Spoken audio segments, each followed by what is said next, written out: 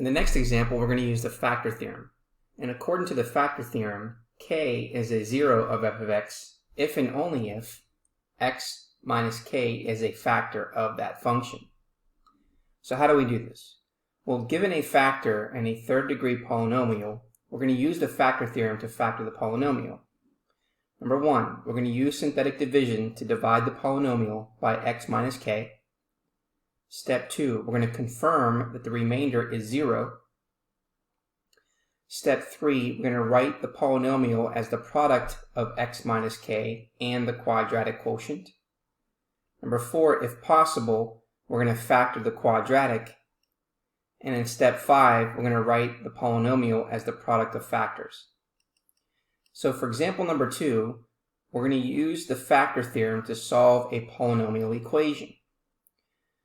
And the question is asking us, we want to show that x plus 2 is a factor of x cubed minus 6x squared minus x plus 30. We want to find the remaining factors.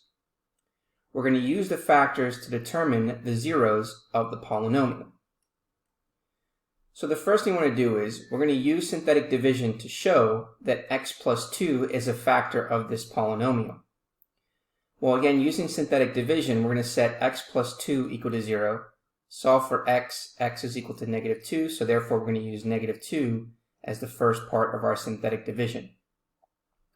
And then we're going to write the coefficients of that polynomial. So the coefficient of x cubed is 1, the coefficient of x squared is negative 6, the coefficient of x is negative 1, and the coefficient of 30 is just 30.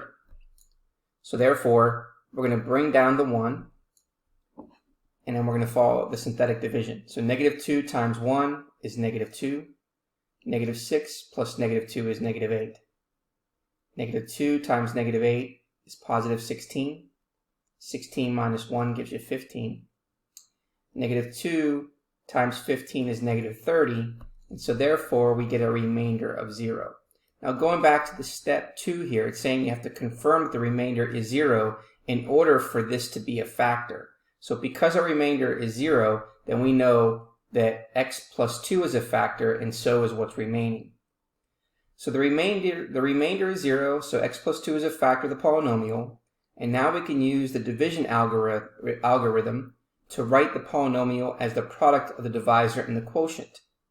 So we know that x plus 2 was a factor, and then this is what was remaining, which was x squared minus 8x plus 15. Now, we're not going to leave it like this because we want to see if this quadratic expression can be factored. So over here, we have x squared minus 8x plus 15. So we're going to tell and see if it factors. So the number for c is 15. The middle term is negative 8. What two numbers can we multiply to get positive 15? That when we add them together, it gives us negative 8, is negative 3 and negative 5. So therefore, this factors to be x minus 3 times x minus 5. And now we're going to write them all as products. So we have x plus 2 times x minus 3 times x minus 5. And so by the factor theorem, the zeros of that polynomial, our original polynomial, is, well, x plus 2, if you solve for x, it would be negative 2. If you solve for x here, it would be positive 3. And if you solve for x here, it would be positive 5.